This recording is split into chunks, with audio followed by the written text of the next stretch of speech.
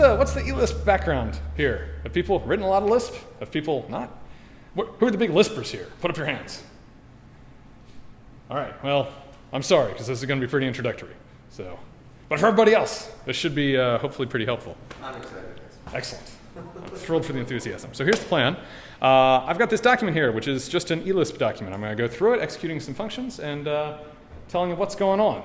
So it should be a nice intro thing. Feel free to interrupt me at any time and be like, what are you doing? What's wrong with you? Why are you doing that? Why would you want to do something like that? And that'll be super helpful.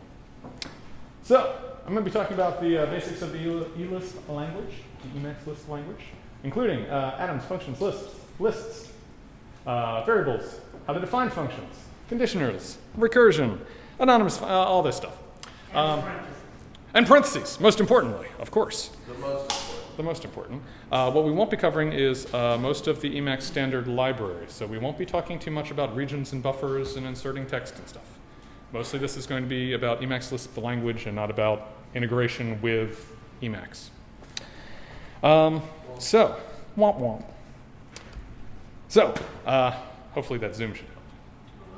So, to begin, we can think of Emacs as being a big old REPL, a big read eval print loop for the eLisp language. So when you boot up Emacs, basically a big REPL starts. Your .emacs file is loaded up. It's the initial thing that gets loaded into the REPL.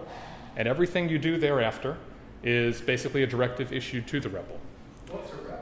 What's a REPL? A REPL is a read eval print loop. So if you have like an interpreter in a language like Python or Ruby that you might be used to, that's an example of a REPL. So what happens is you fire up a REPL, which is just a program that's running. It reads some input, R. It evaluates it. It prints the results, and then it does it again over and over and over.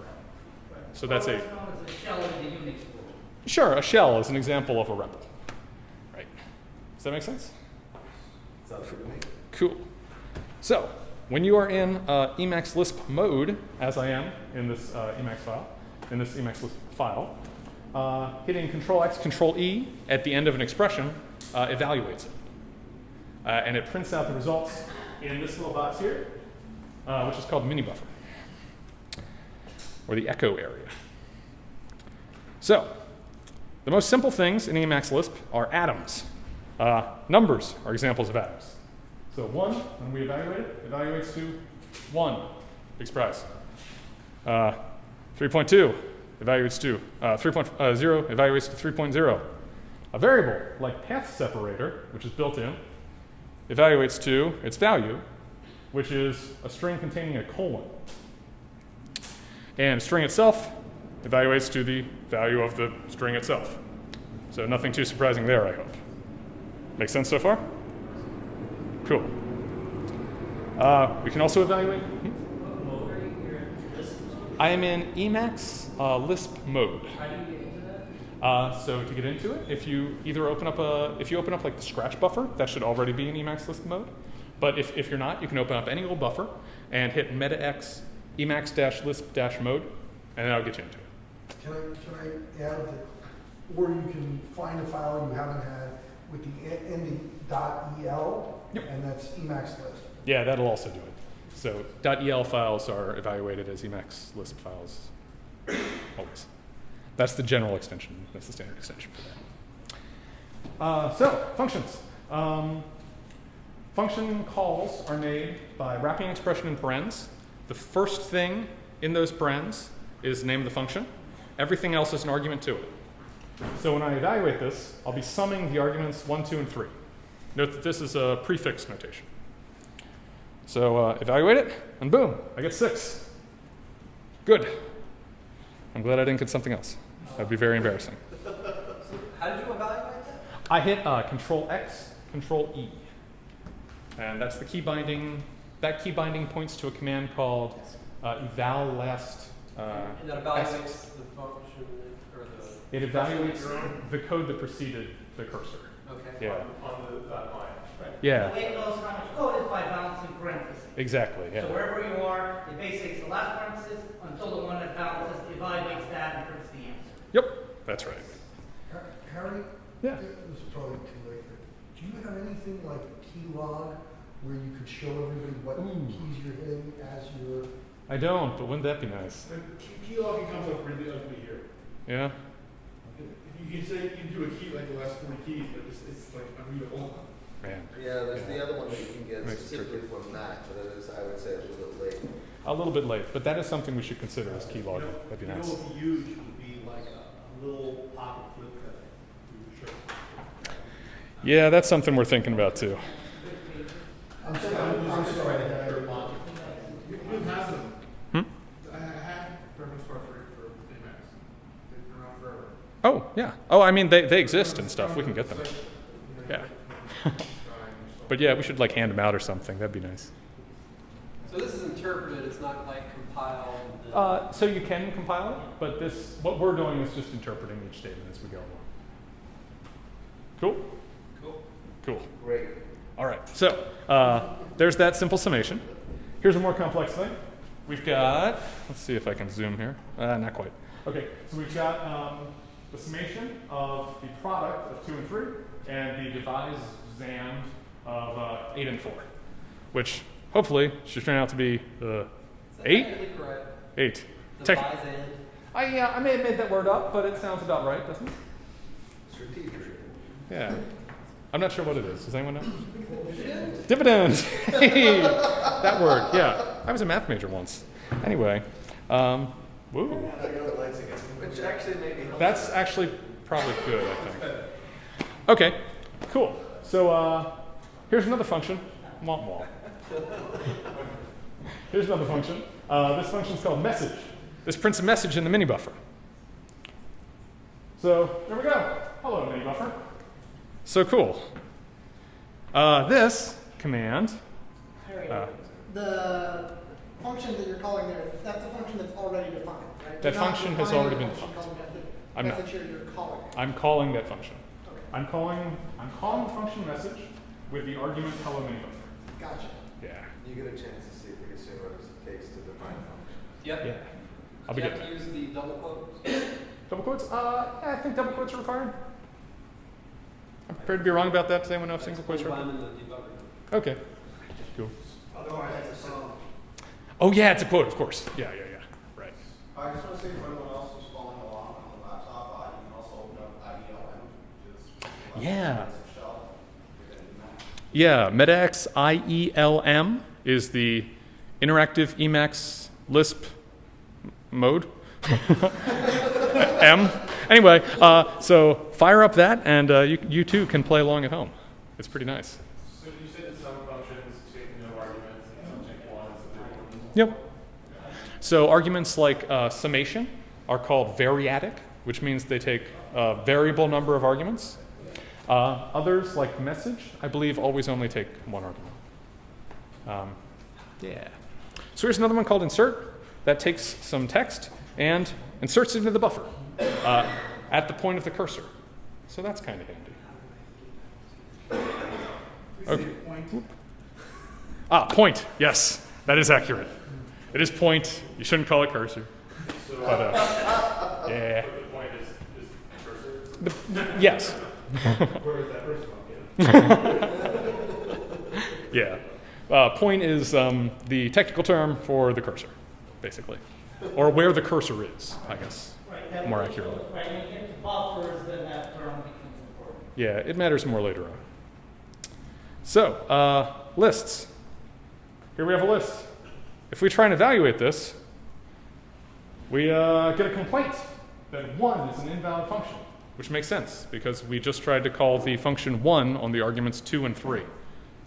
So that makes sense. The way you get around that is by quoting it. So quote returns the list 1, 2, 3, rather than executing 1 on 2, 3. So if we evaluate that, lo and behold, we get 1, 2, 3. So is that the same as message? Hmm? Sorry, you just quote and you returned it in the mini buffer. It's the same as messaging. Is that what happened? Well, no. So Message gives it to the status bar. message is a function that has a side effect of adding that message to the mode line, to the echo area. This took the return value of quoting 1, 2, 3 and put it in there. So automatic, whatever it returns, it automatically shows it in the clever. Yeah, that's when you evaluate S expressions. What the message does is just return what you say. 'Cause Yeah. that's going to appear in it. Yeah, that's Yeah. part of It doesn't actually do anything except return. that's part of the control, Yeah. control. It says evaluate this thing, and then it also takes it and prints it to the Cool. Okay, so, Yeah. so I'm in the debugger, how do I get out? All right. That's a great question. Let's see. You can probably hit Q in that frame. You can also hit Control X. Oh, okay. Good. That's it? Excellent. Cool. Good. So you're back there. Or take advantage of your So quote is the same thing as the single quote from the 1, 2, 3? Yeah. So single quote is a little piece of syntactic sugar for the function quote. All it does is the exact same thing. It's a little nicer to type and it looks a little better. It's easier to read.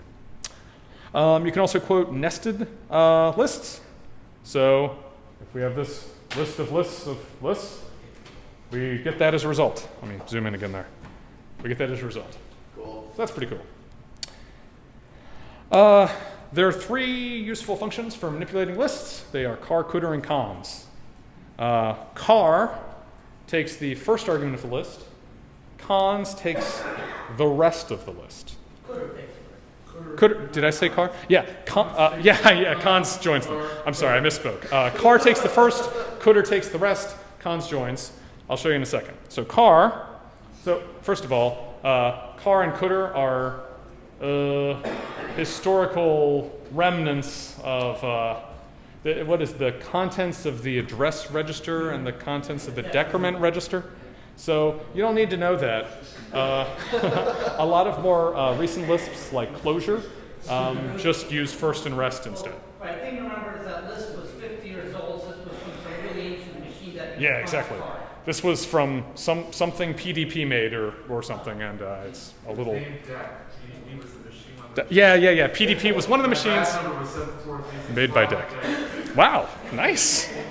You're giving the talk in May, just so you know. No pressure.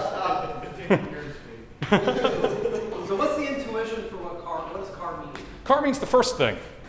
There's no intuition for what that name means. You just have to know it. But it returns the first thing. So car returns the first thing. See, we got 1 there. And if we go down to cdr, So it really doesn't mean anything. well, it does mean something in that it meant something 40 years ago. Which And was? now- which was The first thing. the contents of the address register.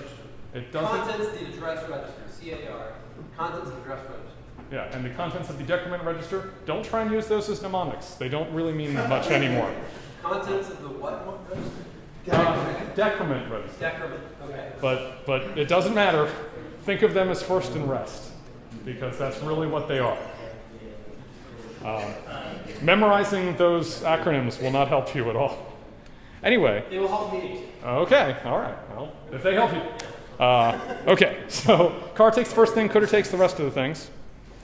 We also have the notion of an empty list, which just returns nil. Nil and the empty list are the same thing, basically. I think they're exactly the same thing. Nil. Another word for nil, just nil. They're synonyms. What's the difference there between the one with the quote and None. okay. Yep. They're all the same thing. Null. Why does car consider have that quote before the? Oh, because we want to. We don't want to take the car of the function 1 applied to 2 and 3. So a single quote escapes the. A single quote is. It doesn't escape it exactly. It quotes it, which means that it's treating that as a list rather than treating it as a function to be evaluated. It's like the curl QW. Is it the same as Curl QW. Yeah, you put instead of the actual quotation mark, you put QW friend blah blah friend.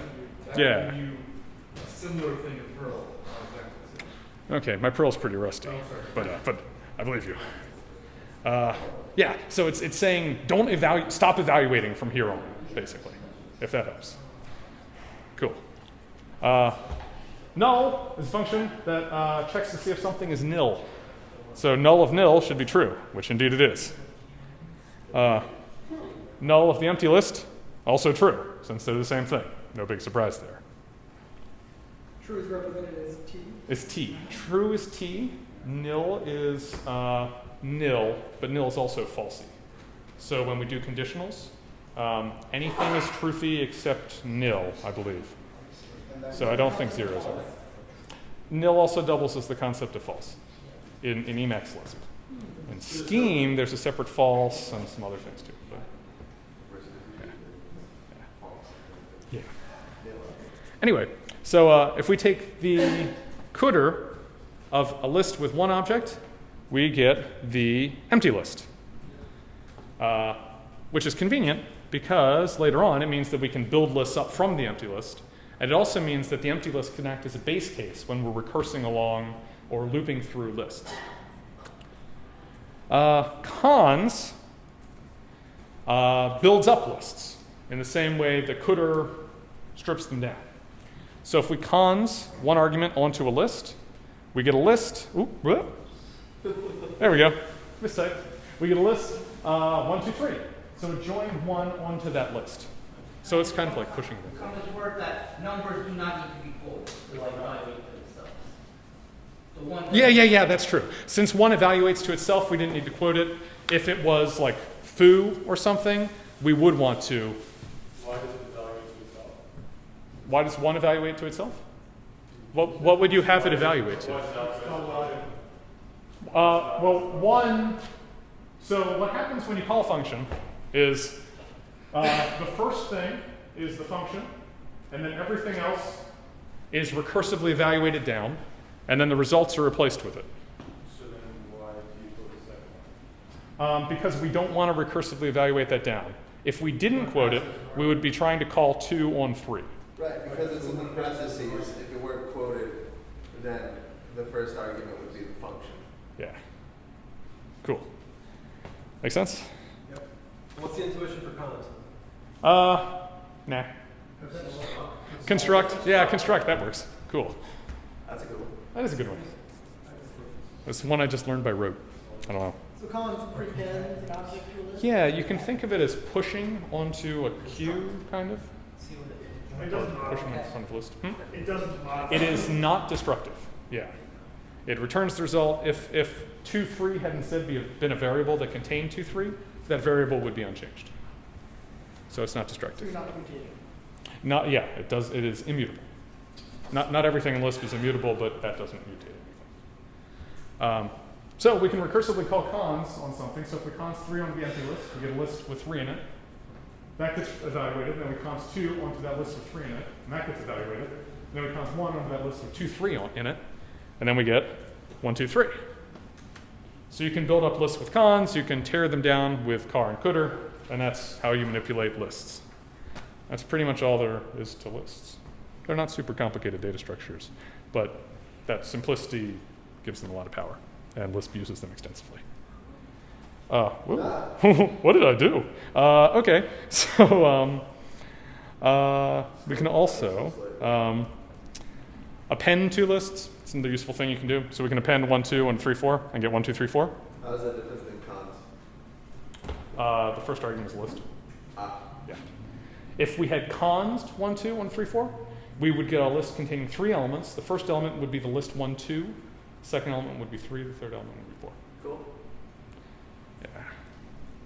Okay. Variables. We're getting here. We're starting to get something that looks like a language now if we have variables. So there's a function called set. Set takes a symbol, a quoted symbol, and some value, and makes that quoted symbol point to that value. So now some list has the value of 1, 2, 3.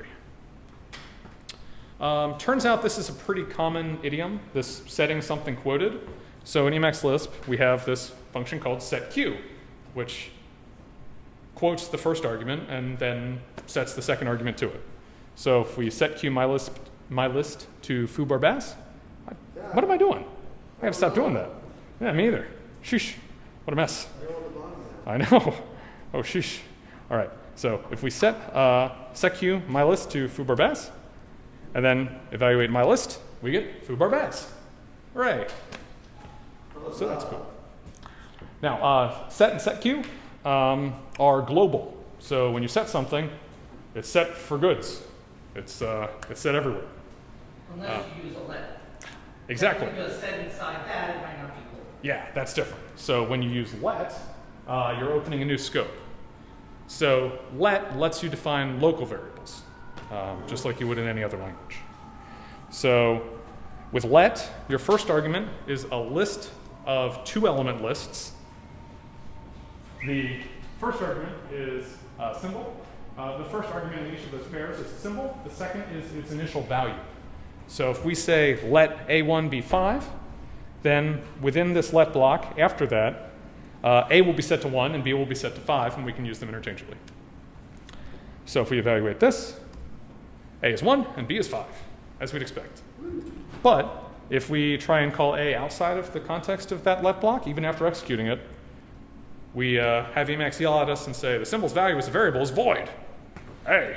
I don't know what A is. Because it's not set within that context. Does that make sense? So when I evaluated some list, put me into the buffer here. Okay. Did you set some list to 1, 2, 3 first? I think so. Right, Evan? Did you run the code after you typed it? You evaluated it? Yeah, I did Control X, Control E. You don't have setQ. Okay, now it works. Very good. And %d means look outside this string for a value. Yeah, so this is like C-style printf formatting. So it's saying, so %d takes a value from here, it plucks off the first one, and then that %d plucks off the second one, and the d means to evaluate as if it's a decimal number. It's part of the format function, it's not part of the language.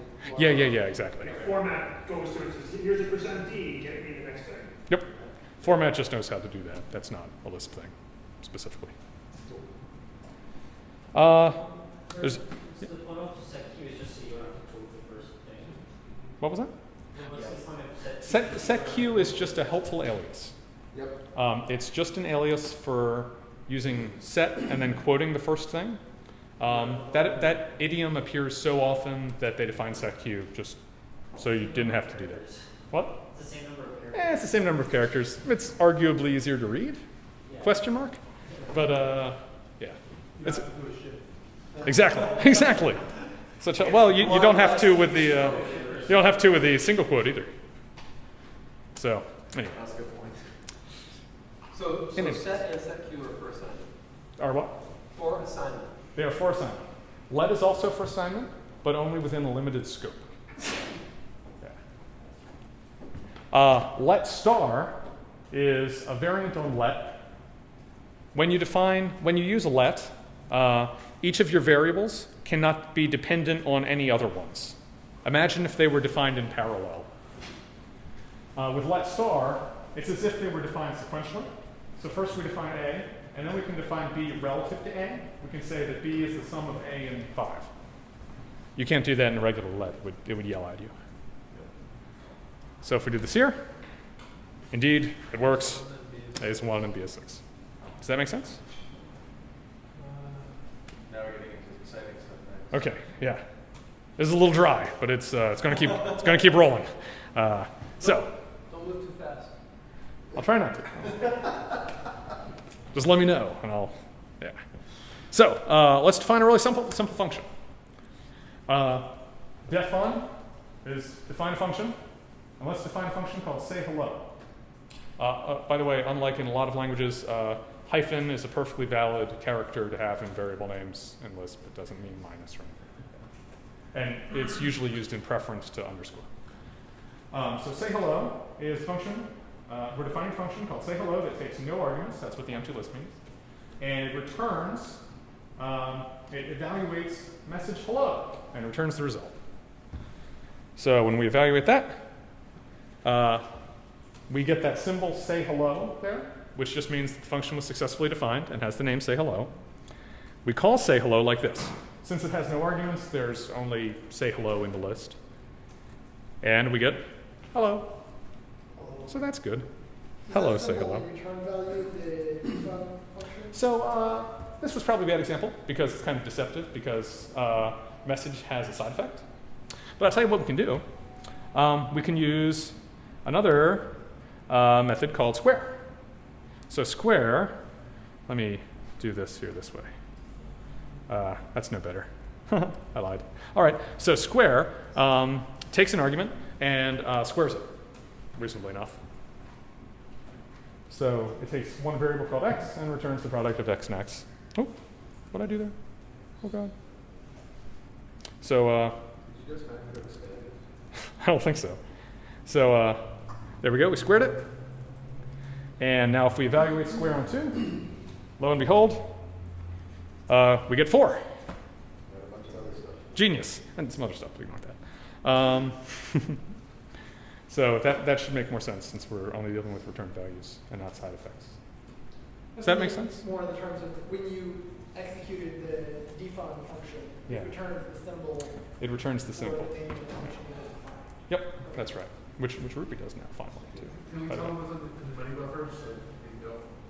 Oh, what's in the mini buffer? It should be octo. I can't see through my glasses. Oh, yeah, It should so be it's octo octo hex, 4, and then hexadecimal the 4. actual ASCII. And then a symbol that is Control D. I don't actually know what that one is. It's 4. Control D is 4. Okay, well, there we go So then. what it is, the character. Okay, it's saying what it is in a couple other, yeah. I can't see, but. Yeah, I believe so. 4, hash, 04. Yeah, so it's octo 4, hexadecimal 4, and then 4 the character. So it gives you Right. all of them. Just It gives you all, like, yeah, sure. That's awesome. Just in case, I guess. Sure. It's like control is equal to that somewhere in the middle. Cool. So here's a more complex function. This calculates the distance between 2 points. So if we have a point composed of x1 and y1, another point composed of x2 and y2, this squares the difference of their x and y coordinates, sums them, and takes the square root. So it's the square root of the sum of the squares. So it's just the old Euclidean distance that you learned in high school. So we evaluate that. Then we can call this on the point 3, 0, and 0, 4, and get 5.0. Hooray! How reasonable. 3, 4, 5. Pythagorean. Algebraic. Yeah, it's not the best syntax. No. This is great syntax. Oh. It's white space, parens, and that's it. Mhm. I haven't had a single syntax error. Yeah, well, there is no syntax. It's just the abstract syntax tree. So good. It's pretty slick. I'm not being sarcastic. I really like it a lot. It's really nice. It's super powerful for a lot of other reasons that are outside the scope of this talk, but macros, man, they're rocking. Does this make sense? Does everyone get what we're doing here with defining functions? Cool. All right. Conditionals. So the simplest conditional is called when. When takes one argument, which is called a predicate. Predicates just return true or false. And it does something if that predicate is true. Yes? And might be worth pointing out in the list, it's basically the way it does it, you don't have to use a symbol T. Anything other than nil is taken to be true. Yes, that is true. In Lisp, if it's not nil, nil is falsy, and everything else is truthy. So So 0 is true. 0 is true. Yeah. What about an empty list? Empty list is nil. So, ha! A good try. Wait, so 0? 0 is truthy. Okay. Yeah. So Yeah. when means if this is true, then do this? Yes. So this is like a little sanity check thing, right? Because we're saying when 2 plus 2 is equal to 4, we print the message. And lo and behold, the world is sane, and we passed our sanity check. Does that make sense? Very simple conditional. So when is the if for list? What? When is the if for list? Actually, if is the if for list. But when is the simple one? When is what? When is a little simpler because it doesn't have an alternative. Okay. So you have a predicate and then a consequent, but no alternative. In Lisp, in if, you have a predicate. So for example, we're defining a function here that does different things if a number is even or odd. And we have this predicate which checks to see if n is even. If it is even, it returns a string even. And if it's not, it returns a string odd. So if all is otherwise. Yes. So when is the if, but there's no else? Yes. It's just a little bit simpler. In that it's more complicated because there are more things. But it itself is a simpler statement, technically speaking. If nil is only false, is there no false? No, nil takes the place of false. There's no specific false. Okay. In some Lisps, there are. So like in scheme, there's a specific false, usually. But in Emacs Lisp, there's not. It's just nil. There is, in fact, a true, represented by T. There's true and nil, and everything but nil is regarded as truthy. So like the equals, the bracket we were using before, will generally return T or nil. So like if you do equals 3 to 4, it'll return nil. So that it uses nil as the false. Yeah. If that's how it's treated. Yep. When the one fails, it returns nil. Like it was. Yeah, so it returned false, which seems kind of like a, I mean, it returned nil, which is false, so it kind of made sense there, right? So you could define when with if. You could say if. That's it. Well, you'd be saying, you'd be defining it with if, right? So I don't know if that's any better, Mason. Curses. But yeah. Oh, n is just a variable. It's the argument being passed into the function. So we're calling that argument n, and then we're using it down there. Yeah. Does Emacs Lisp have something similar to like words in Python? Like keyword arguments? Yeah. So Common Lisp for sure does, and I think Emacs Lisp does also. I haven't used it extensively.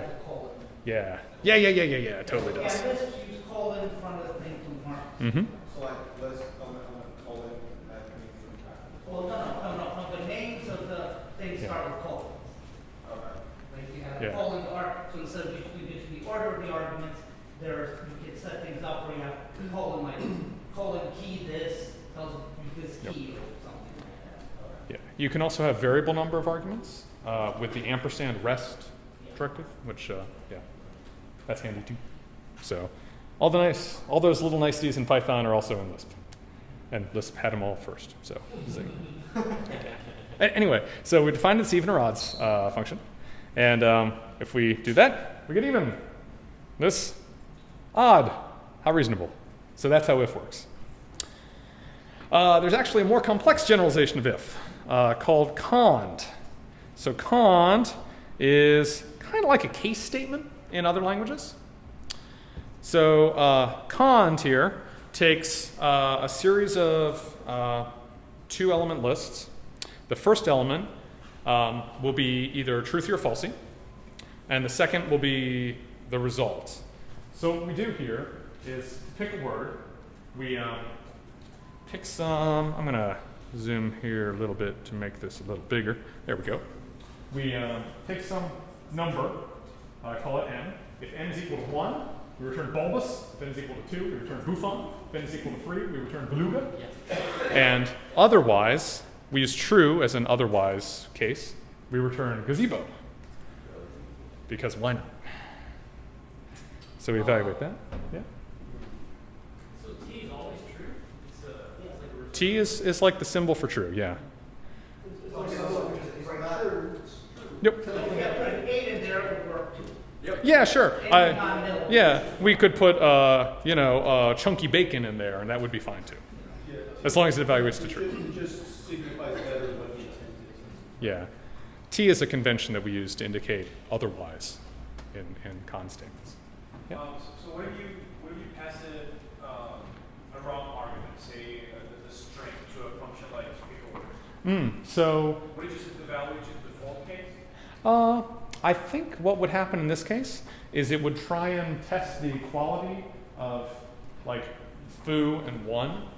And I believe equals expects to get numbers as input. So I think in this case it would be like, that's unacceptable. It's not a number. So It will still work, it just, it won't be. it'll fail. Oh, okay. All right. So it's a short number. Yeah. You can, so you just try it. I know. That's what I'm doing. So don't do it. It's a trap. Does this shortcut evaluation? It yells at you. Okay. Does it shortcut evaluation? Does a shortcut evaluation? Does it shortcut Like for ands and ors and stuff, you mean? Or do you mean the con? The Oh, con. yeah, it's a special The con. form. Yeah, the con is a special form, so if you The hit the first first thing is one, true. if the first one's true, it won't check any of the other ones. So, okay, so, yeah, Yeah, it shortcuts. yeah, it does.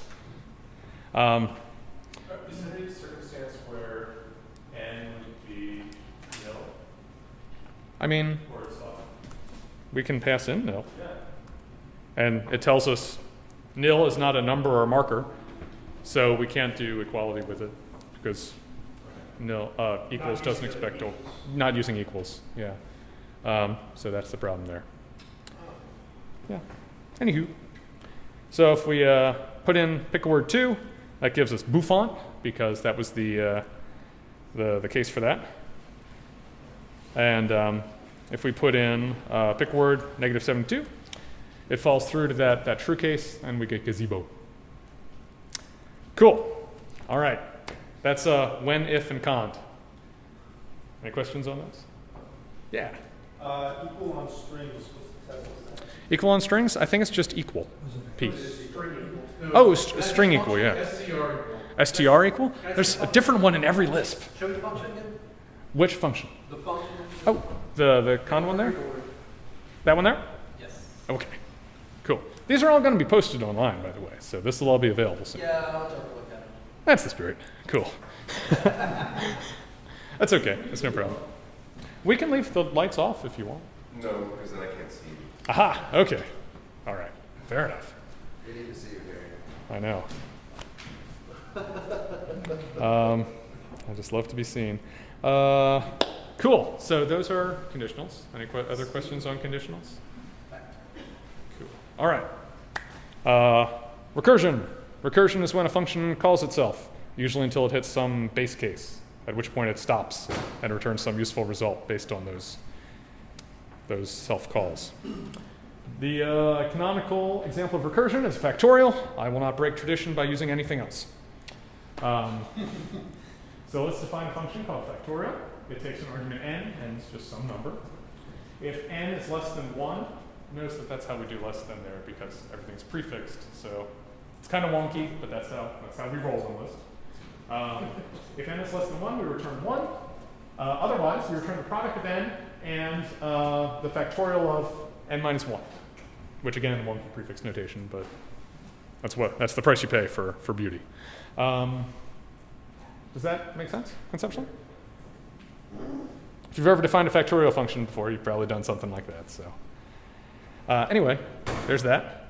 And now if we evaluate it, 120. Hooray, so good. So recursion, it works here. If you're a bigger Lisp fan, you may think, hey, do you have tail call optimization? And the answer is no, we don't. Wah wah. I don't know that there are any plans to get it in there either. If you don't know what that is, don't worry about it. So will this take forever to evaluate factorial 100 or 2? It would take a well. Let's find out. Well, so it's 100 self calls. It shouldn't blow the stack, I don't think. So I think it'll be fine. Let's do it here. Don't blow the stack, Gary. I'm gonna blow the stack. Oh, what did I do? Oh god. Derp, derp, don't mind me. Jeez, I can't type. Okay. There we go. Hey, I got that. That's interesting. It overflowed. Is there a way to catch I the guess it sure did. Is there a way to catch the overflow? I don't know. Maybe. 50 works. Yeah. 50? All right. 50? There we go. Okay. So that's cool. So it did overflow. I'm sure there's a way to do that. There's probably like a big number thing. I'm not actually sure. Look at the size of that up. I'm not sure. I bet there is. Can you minimalize? Well, so for a factorial, what you'd really do is just, generate some stuff and take the product of all those things. Right. You wouldn't do this recursively in real code anyway. Right. But can you memorize? Sure. Yes. So let's see. You could do a bunch of things. You could have macros for sure all the way, all the time for everything. But you might consider wrapping this in let and then having some piece of local state outside the function that you're manipulating. You can do a lot of stuff. Okay. But short answer, yes. You can always memorize, except when you can't. So there we go. There's a little recursion there. Let's talk about anonymous functions, because these are sure cool. When you have like a number 3, that's a number literal. And you can have a variable foo, which points to 3. And 3 is the value, and foo is the pointer to 3. In the same way, you can have function names, like cube, which point to function literals. And function literals are lambdas. So if we execute a lambda, we get lambda, it just evaluates to itself. But the lambda itself is executable. So here we have this list. The first argument is a function literal that we're defining right here, which takes an x and multiplies it, exponentiates by 3. And the argument to that would be 5. So when we execute this, x will be bound to 5 in the scope, and we'll get 5 times 5 times 5, the cube. And lo and behold, we get 125. So that's kind of cool. Does that make sense? Cool. So how do you cut and paste?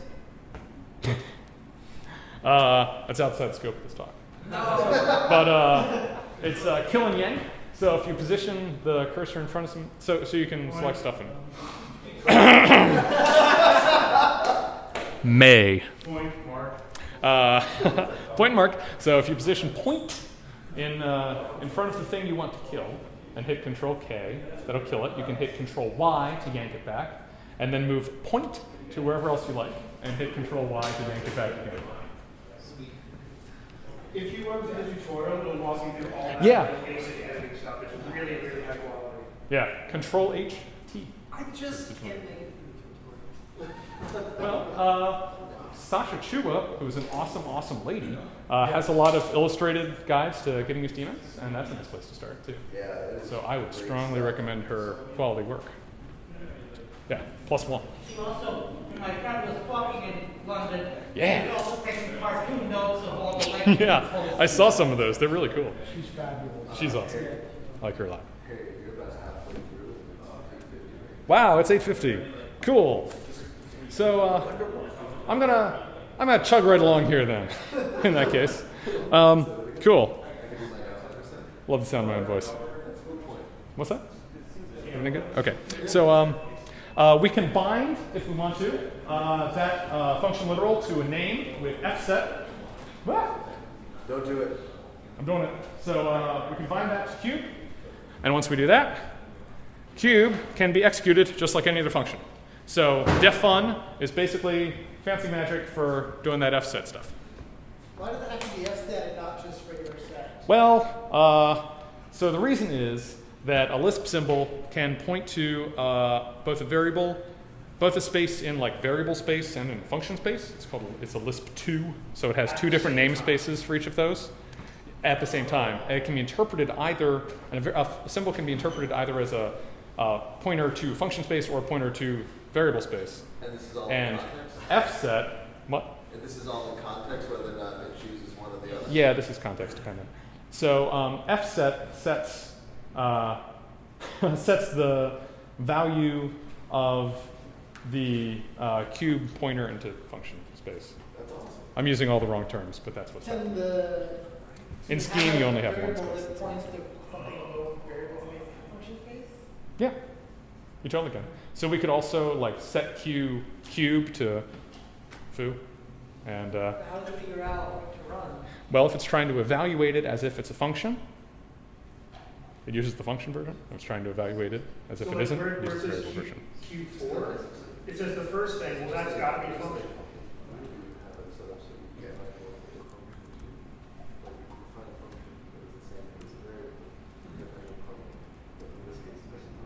Boom. So there we go. Before you said, like, you can have like a list of like just one, two, first argument. It's not a function, so you could, that's one, so that might Well, 1 isn't a valid symbol because it's a number. There are rules, like a symbol needs to start with a letter and stuff like that. But yeah. Anything with lambda, these things in like con, the Yeah. second thing into the list can be that, can be a lambda. Second thing into the list. Oh, you mean like for evaluating the stuff in con? Yeah. Isn't that cool? So that's what lambda's about. It's just the fact that it's a dynamic. Sure. Function that's why it's just. Sure. Would you like to say that a little louder? Okay, cool. All right. Well, I'll yeah. Anyway. So, well, I'm way over time, so I'm going to move swiftly on. We can also map functions to items and lists. We have higher order functions in the same way that we do in most dynamic languages. So we can apply the upcase function to a list of strings. It applies them to all of them. Applies that function to all of them and returns a list of the strings that have been upcased. We can also do that on an empty list, and it'll just return an empty list. That's good. That's good. Yeah, it is good. Now we're getting to something functional. Yeah. So we have this predicate called oddp, which determines if a number is even or odd. Remove if not is kind of like filter, and it filters out everything that is odd. By which I mean it keeps it. So if we apply oddp to that list, we get 1, 3, 5, 7, 9. So reasonable. So those are the kind of higher order functions we have. I think there's also a reduce. I don't remember what it is in Lisp. Do you? Okay. Anyway, probably just reduce. Apparently it doesn't come up Meh. there. Yeah. So. Well, it's not like MapReduce. Well, so the notion of MapReduce, the way Google uses it, came from this functional approach. So it's yeah. Anyway. I like this one. So here's an example of a slightly more significant function. So here's an implementation of quicksort. I'm sure it could be a lot more efficient and better. This is just an example. So we take a list. If the list is empty, we return the empty list. Reasonable enough. If it's sorted, if it's empty, it's sorted. Otherwise, we define a pivot to be the first element. We define rest to be everything else. We define lesser to be everything that's less than the pivot in rest. And we define greater to be everything that's greater than the pivot. We append a recursive call to lesser to a list containing a pivot, and a recursive call to greater. And that's just, what? Everybody got that? It's just the definition of quicksort, which you may or may not know off the top of your head. But the point is, you can build pretty complex stuff not too complicatedly. Why are you using anonymous functions there? I don't know of an easier way. Because you're applying mapping that function across the rest. Yeah. Oh, I see. Yeah. Rather than going above the function, define two other functions and then call them, you can do it in place, which is really common in a lot of. This is the equivalent of passing blocking to select. Sorry, I have one thing to say. Apparently they're locking down the beer. If anybody wants any more, Oh, rather yeah. than going to grab that. I won't be offended, guys. There's beer. That's where I'm going. Let's prioritize. Oh, no, I'm fine. I've got some water. I'm good. I'm drunk on Lisp. Okay.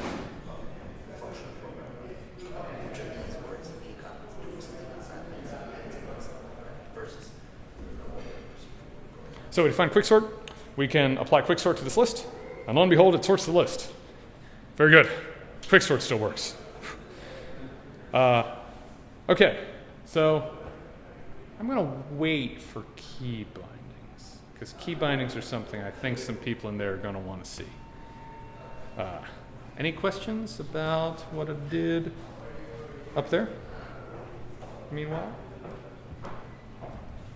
Or you're just so overwhelmed by Lisp, or the clarity of my explanation, or... Maybe I'm wrong, but I think when I did this a long time ago, don't you line up some people line up the parentheses? Yeah, you can indent it different ways. There are different rules. This is the default thing that Emacs Lisp mode wants to do, and I'm not gainsaying it. Okay, I think we got. Like Python, where it actually is going to care how you. Yeah, it's not significant. I mean, it is significant because human readers, but it's not You significant. could put everything on one line. You could. You shouldn't, but Yeah. you could. Never do, but you certainly could. Yes. Yeah. All right, not two,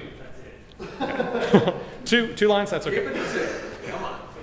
People. No more than 800 character lines. I think that's the rule. Let's define some key bindings. So this is where we get into the Emacs part. That's pretty cool. So here's the deal. Remember when I said that Emacs was like a big REPL? And that everything you do is like something that's being executed in the REPL? So that includes keystrokes. So when you hit Control-K to kill something, what you're actually executing is a function that does that killing that gets executed in the context of the REPL. So there's this really simple binding between keys and the functions that underlie them. Literally anything you type, if you type Y, that's actually executing a function that inserts a Y into your document. And you could overwrite that if you wanted to. Don't. But you could. For certain modes, you might want to, right? If you're, Hell of a way to troll somebody. if you're building like a menu or What something. is Right? going on? Yeah. What's wrong with my Y? Yeah. Why? Yeah.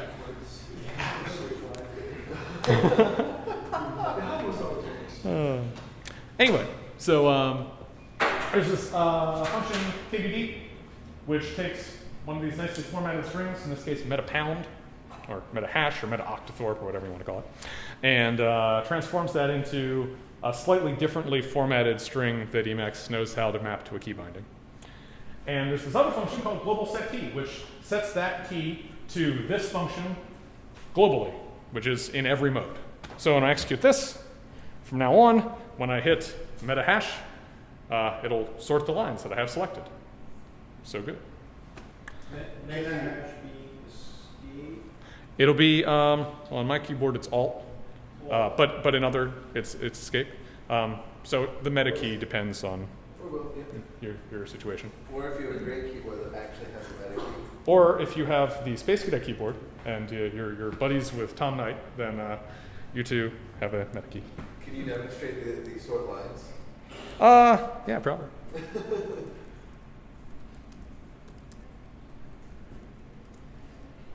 Let's see, meta shift %. Hey, it's sorted. So good. Cool. I'm glad that didn't just embarrass me. Live demos never always work. Live demos never go wrong. Major mode is a variable that contains the major mode. So if we execute that, it gives me Emacs Lisp mode. That's just handy to know if you're not sure what the name of your major mode is that you're currently in. So that's how you set a key binding globally. If you want to set one locally, you do it like so. There are a bunch of ways to do it, but this is the way I like it. So most modes have hooks. When you open up a buffer and put it into a certain mode, the code in the hook gets executed along with that. So you can add a hook to, in this case, C mode. So if you want to write some C, and we're attaching a lambda because we don't want it to be executed right now. So that'll get executed every time we move into C mode. And what it'll do is do a local set key to from F5 to recompile. So if we switch into C mode, F5 will be recompiled. Hooray! How do you know what that's the name for scale? How do I know if that's C mode? I just know. So Describe mode. describe mode. So I'm getting to all the help stuff, but all describe in describe mode. yeah, that'll all be in describe mode. Yeah. So if you hit Control-HM, that gives you help with the mode that you're currently in, and that'll tell you about all the hooks and all the minor modes that are enabled and all that fancy stuff. So that's super helpful, and I was Control H. Control-HM. Control H. Let me get to the next screen because I'm about to talk about it. Built-in documentation. So we had that KBD thing that I mentioned before, and I said that just reformats the string a little bit differently, which is what it does.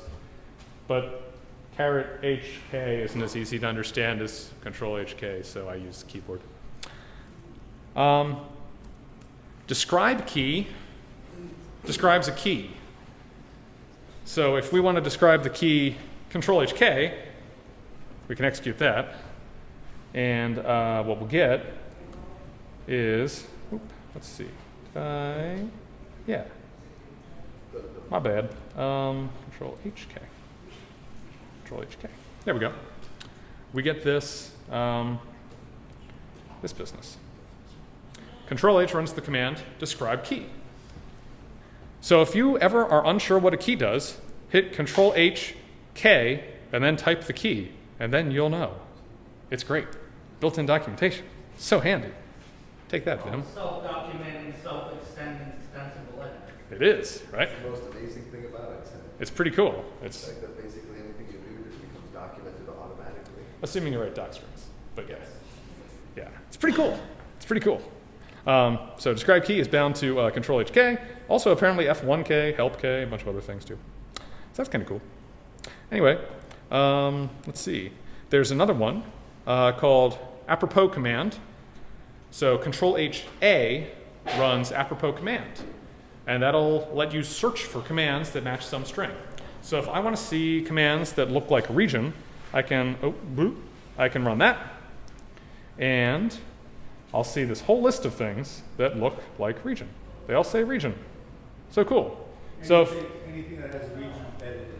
Yeah, I think either in the name, preferably, or the doc string associated with it.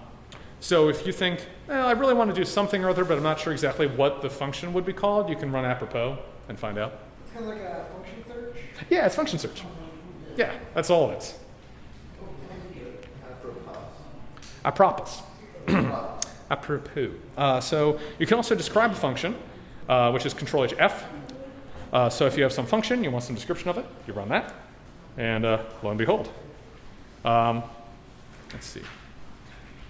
That shows me that QS, which is the thing that I just defined, is a Lisp function, and it says that it non-destructively sorts the elements of list using quicksort, which is what I said it did in my doc string up there. We can also define describe variables.